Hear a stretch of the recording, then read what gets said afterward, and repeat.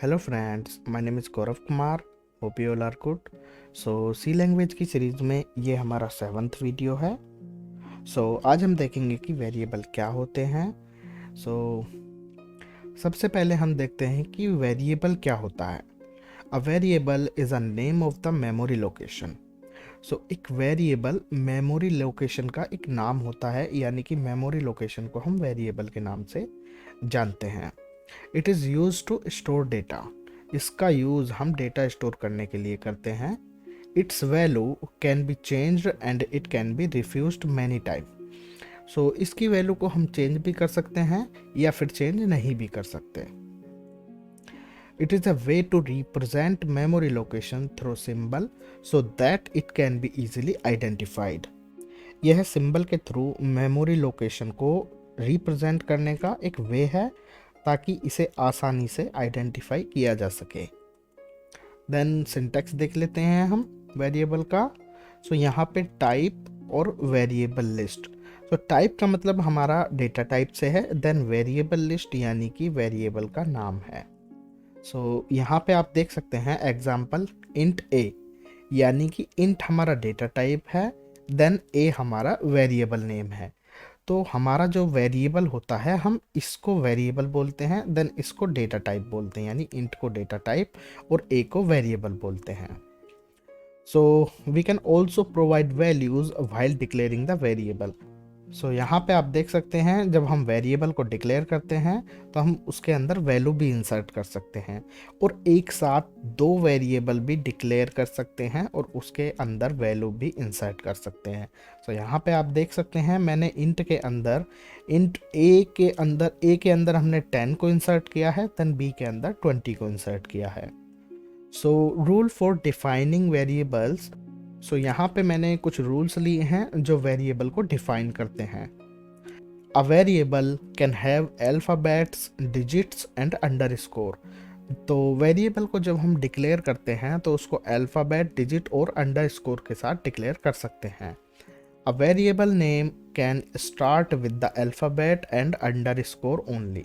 Variable को declare करते समय उसको हम अल्फ़ाबेट और अंडर स्कोर के साथ स्टार्ट कर सकते हैं, यानी कि इंट ए ले सकते हैं और इंट अंडर स्कोर ए ले सकते हैं।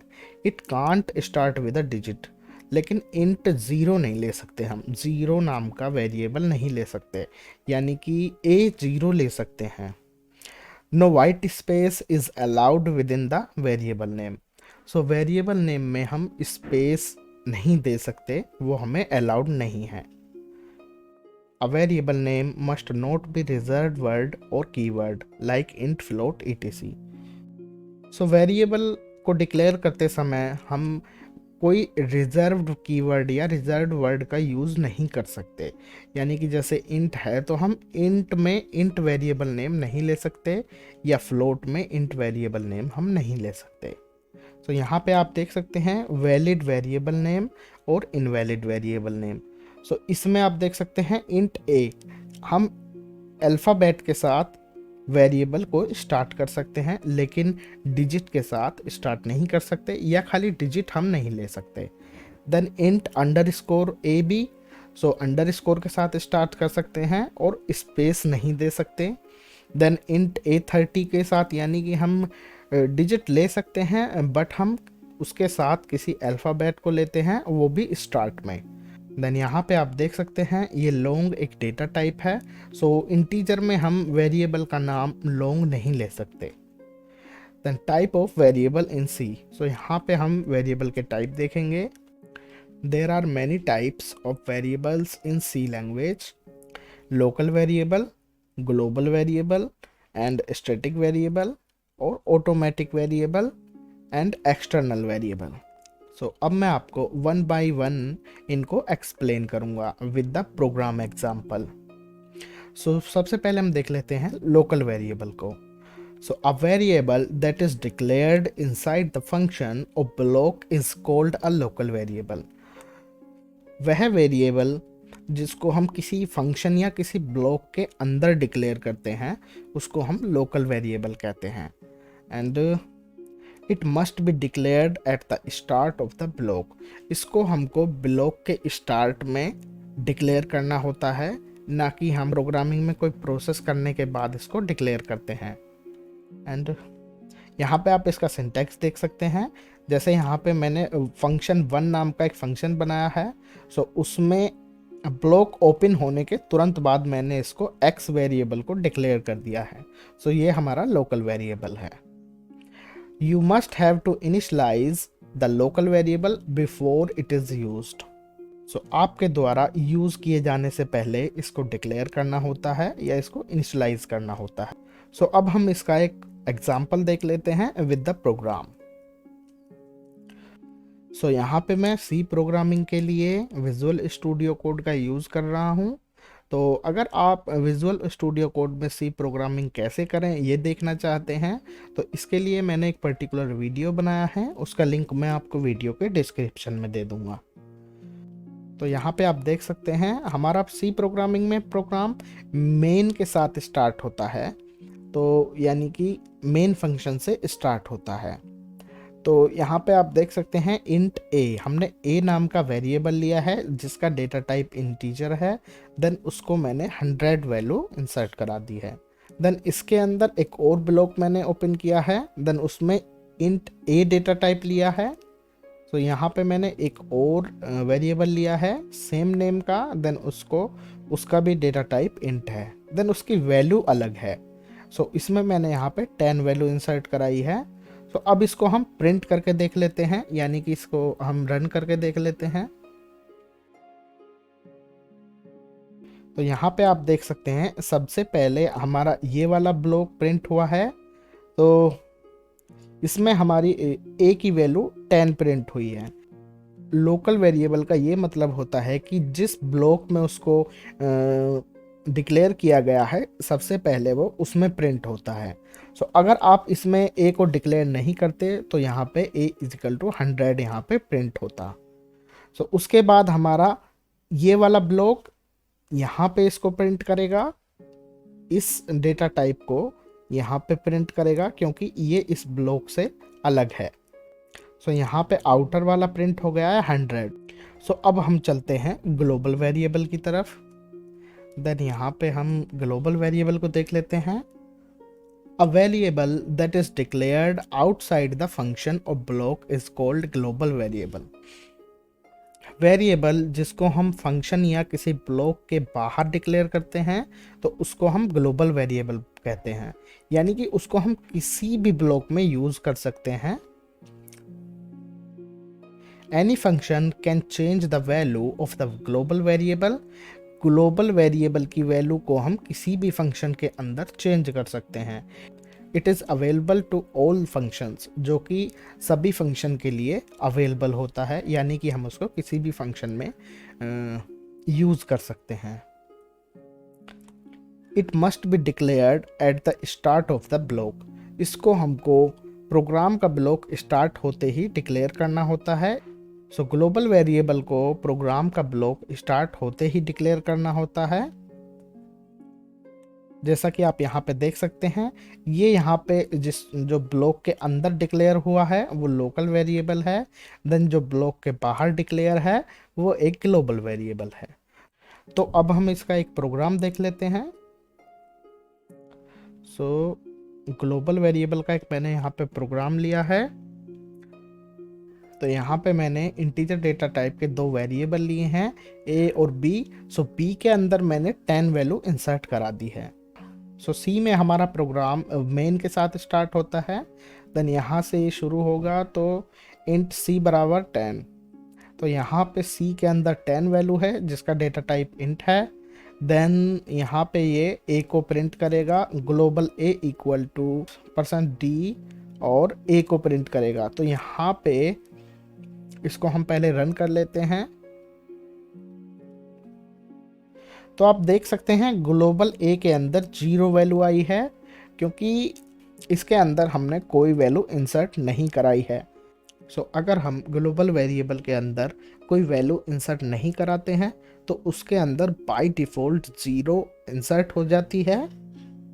देन यहाँ पे जब आप b को प्रिंट करेंगे तो यहाँ पे देख सकते हैं b इजिकल टू 10 प्रिंट हुआ है क्योंकि यहाँ ग्लोबल वेरिएबल के थ्रू यहाँ पे इसको हमने पहले ही डिक्लेयर कर दिया था, देन बी के अंदर 10 वैल्यू इंसर्ट कर दी थी। तो अब हम इसको किसी भी फंक्शन में यूज़ कर सकते हैं। देन यहाँ पे ये एक लोकल वेरिएबल है, सो इसको हम इनर वेरिएबल के नाम से यहाँ पे मैंने इसको प्रिंट किया है। तो आप देख सकते हैं इसकी वैल्यू 10 है, देन यहाँ पे इनर वेरिएबल की वैल्यू 10 प्रिंट हो गई है। सो इसके बाद हम स्टैटिक वेरिएबल को एक बार देख लेते हैं। Then static variable, a variable that is declared with the static keyword is called static variable.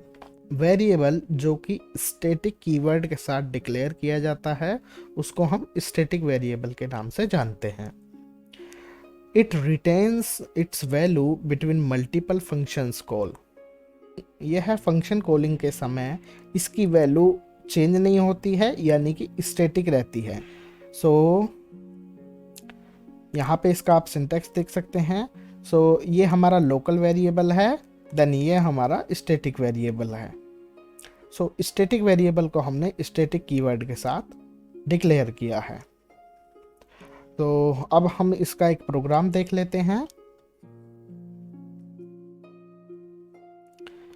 Static variable, तो आपको पता ही होगा कि सी में हमारा प्रोग्राम मेन के साथ स्टार्ट होता है।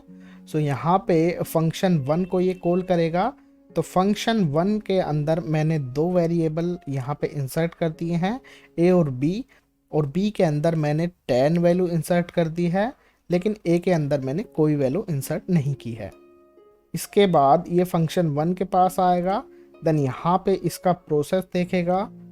सो जब इसके ब्लॉक के अंदर आएगा तो आप यहाँ पे देख सकते हैं ए के अंदर 1 वैल्यू इंसर्ट की है, देन बी के अंदर आपको भी मैंने दिखाया था कि 10 वैल्यू इंसर्ट की हुई है। बट यहाँ पे स्टैटिक इंट बी यानी कि स्टैटिक कीवर्ड के साथ यहाँ पे बी के अंदर 100 वैल्यू इंसर्ट कर दी है। तो जब इसको हम प्रिंट करेंगे देन ए प्रिंट होगा हमारा 1 और बी हमारा प्रिंट होगा 100, क्योंकि स्टैटिक वेरिएबल में हमारी वैल्यू चेंज नहीं होती है और हमारी वैल्यू स्थिर रहती है। देन यहाँ पे आप देख सकते हैं प्रिंट होने के बाद इसमें इंक्रीमेंट होगा, यानी कि ये हमारा पोस्ट इंक्रीमेंट है। देन ये और ये इक्वल होता है। जब हम b is equal to b plus 1 कर देंगे, यानी कि b के अंदर जो वैल्यू इंसर्ट है उसमें 1 प्लस हो जाएगा। सो सबसे पहले हम इसको रन करके देख लेते हैं।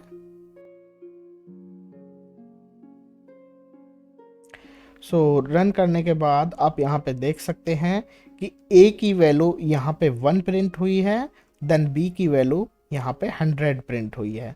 सो उसके बाद हमारा प्रोसेस हुआ है, देन b के अंदर हमारी 100 में 1 वैल्यू और ऐड हो गई है, देन a के अंदर भी 100 में 1 वैल्यू और ऐड हो गई है।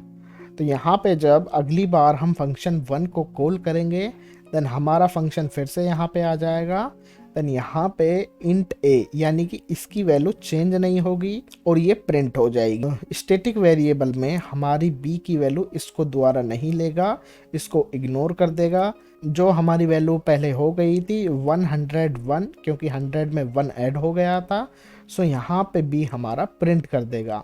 सो उसके बाद फिर से ये प्रोसेस होगा b is equal to b plus 1, so यहाँ पे 102 हो जाएगा। देन अगली बार जब हम इसको कॉल करेंगे तो यहाँ पे इसकी वैल्यू b की वैल्यू 102 प्रिंट हुई है। तो यहाँ पे आप देख सकते हैं कि स्टैटिक वेरिएबल में वैल्यू चेंज नहीं होती है। अगर एक बार इसमें हमने कोई वैल्यू ऐड कर दी सो अगली बार वो यहाँ से वैल्यू को नहीं लेगा, यानी कि इंट से वैल्यू को नहीं एक्सेस करेगा। देन जो वैल्यू उसके अंदर इनपुट थी उसी के अनुसार ये प्रोग्राम को एग्जीक्यूट करेगा। देन अब हम देख लेते हैं ऑटोमेटिक वेरिएबल को। All variable in C that are declared inside the block are automatic variable by default.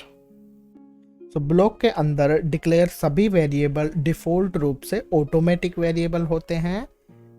We can explicitly declare an automatic variable using auto keyword. हम ऑटो कीवर्ड का use करके एक ऑटोमेटिक वेरिएबल डिक्लेयर कर सकते हैं। And यहाँ पे आप इसका सिंटैक्स देख सकते हैं। Then local variable also automatic variable, then automatic variable is automatic variable, क्योंकि ऑटोमेटिक वेरिएबल में और लोकल वेरिएबल में ज़्यादा डिफरेंस नहीं होता है। सो अब हम इसका एक प्रोग्राम देख लेते हैं। यहाँ पे मैंने एक ऑटोमेटिक वेरिएबल लिया है जिसका डेटा टाइप इंटीजर है और वेरिएबल का नाम नंबर है। देन यहाँ पे एक और ऑटोमेटिक वेरिएबल लिया है जिसका नाम सेम है, यानी कि जिसका वेरिएबल नेम सेम है, और अब हम इसको प्रिंट करेंगे। देन अभी तक मैंने इसके अंदर कोई वैल्यू इंसर्ट नहीं कराई है। सो अब आप देखेंगे कि ऑटोमेटिक वेरिएबल के अंदर बिना वैल्यू इंसर्ट कराए बाय डिफ़ॉल्ट क्या वैल्यू यहाँ पे हमारी प्रिंट होगी। सो उसके लिए हम पहले इस प्रोग्राम को रन कर लेते हैं। तो आप देख सकते हैं बाय डिफ़ॉल्ट कोई भी वैल्यू यहाँ पे प्रिंट हो सकती है, ना कि स्टैटिक कीवर्ड की तरह कि अगर उसमें हमने वैल्यू इंसर्ट नहीं कराई है तो उसमें 0 प्रिंट होता है। सो यहाँ पे आप देख सकते हैं कि ऑटोमेटिक वेरिएबल के अंदर अगर हम कोई भी वैल्यू इंसर्ट नहीं कराते हैं तो ये गार्बेज वैल्यू या कोई रैंडम वैल्यू पिक कर लेगा। तो जब आप इसको अगली बार रन करोगे तो इसकी आउटपुट में भी डिफरेंट होगी। तो यहाँ पे आप देख सकते हैं कि मैंने अभी प्रोग्राम में कोई चेंजमेंट नहीं किया है।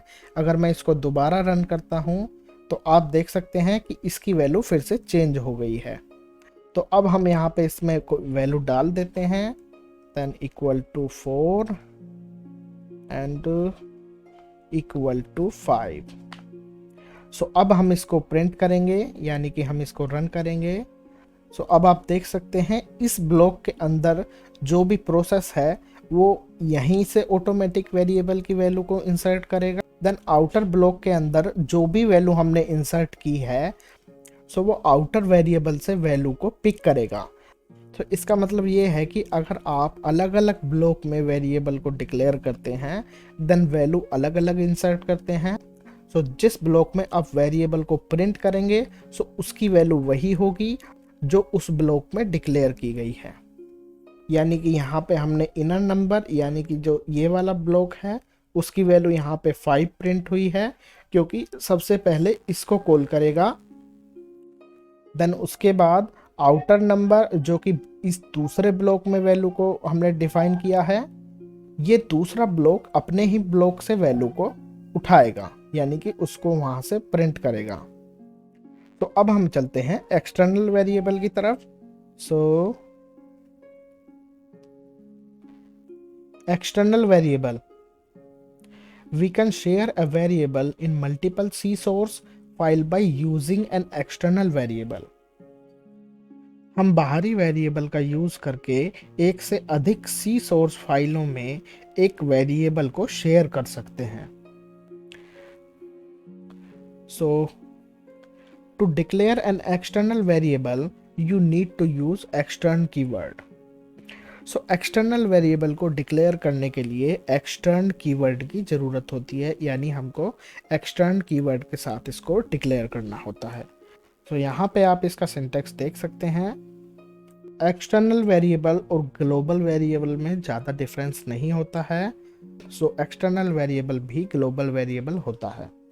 तो अब हम इसका एक प्रोग्राम देख लेते हैं एक्सटर्नल वेरिएबल का। तो यहाँ पे मैं एक्सटर्नल वेरिएबल के बारे में कुछ और इम्पोर्टेंट बातें बताता हूँ। तो जब हम एक्सटर्नल वेरिएबल को डिक्लेयर करते हैं तो हम यह सुनिश्चित करते हैं कि हमारे इस एक्सटर्नल वेरिएबल की वैल्यू किसी और ब्लॉक में डिक्लेयर की गई है। इस ब्लॉक में हमने एक ऑटो वेरिएबल यानी ऑटोमेटिक वेरिएबल और लिया है जिसके अंदर हमने 28 को इंसर्ट कर दिया है। देन एक एक्सटर्न वेरिएबल बी, उसको हमने यहाँ पे डिक्लेयर किया है। तो एक्सटर्न वेरिएबल का मतलब होता है कि जब हम किसी वेरिएबल को एक्सटर्न कीवर्ड के साथ डिक्लेयर करते हैं तो उसकी वैल्यू हम दूसरे किसी ब्लॉक में डिक्लेयर करते हैं। यानी कि यहाँ पे हमने b को डिक्लेयर किया है, देन यहाँ पे हमने इसकी वैल्यू इंसर्ट की है। सो अब हम इसको रन करके देख लेते हैं।